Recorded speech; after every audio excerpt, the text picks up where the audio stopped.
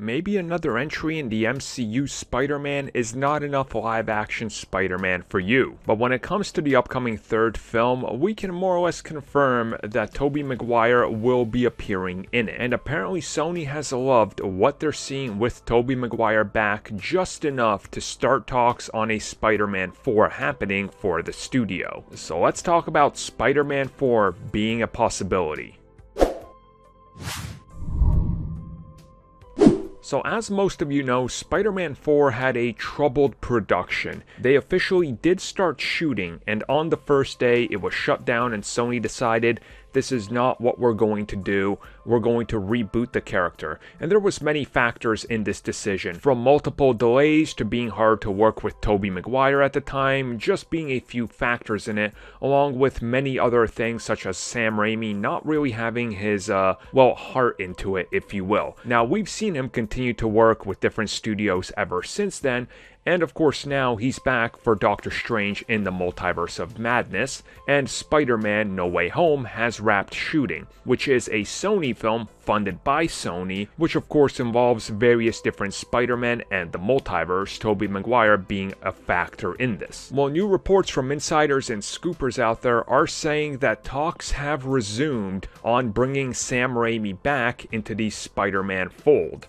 Although it would not be to continue his way with Tom Holland's version, which obviously whatever happens with Tom Holland's Spider-Man, we have to wait and see. We can assume they're going to integrate him into their whole Venom verse or whatever. This would in fact be for a revival of the Raimi Spider-Man trilogy version, which would see Tobey Maguire come back to be that same version of Spider-Man. Sam Raimi would be back to direct. Now apparently this could be what they're looking for as the next live-action outing for Spider-Man after No Way Home, which then lets Marvel Studios use their one additional appearance of Tom Holland elsewhere, probably an Avengers film, so that way the character's still around, while Sony goes off on their own, does a Spider-Man 4, which technically then would be a sequel as well to Spider-Man No Way Home, and then they get back to doing more Spider-Man with Tom Holland, or come up with a new deal. Sam Raimi would of course be freed up after Doctor Strange Multiverse of Madness as well,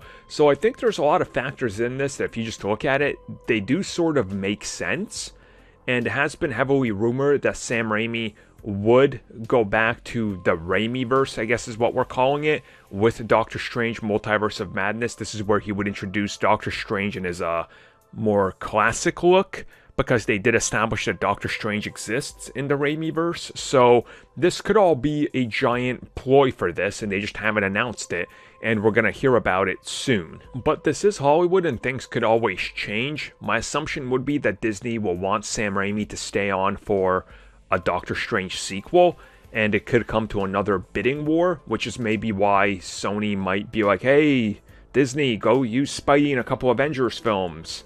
Do this with him in the MCU, we still get a share of the money, character, but we're gonna do this over here, take a little break, then go back to it. Have multiple Spider-Man franchises running at the same time under this Sony umbrella. You have Tom Holland's, you're gonna have the Venomverse, you're gonna have Sam Raimi's, Tobey Maguire's, you have the Spider-Verse movies. I mean, Spider-Man for everybody in every section of the fandom, and it's a pretty good approach. I would be down for it. I mean, nostalgically, those Spider-Man movies, especially the first two, I mean, what more can I say about them, right? Like, I think most people feel the same way, so I would love that. Now, my only problem with this is, why can't we get a TASM 3 and you guys make right with Mark Webb? Come on, Sony.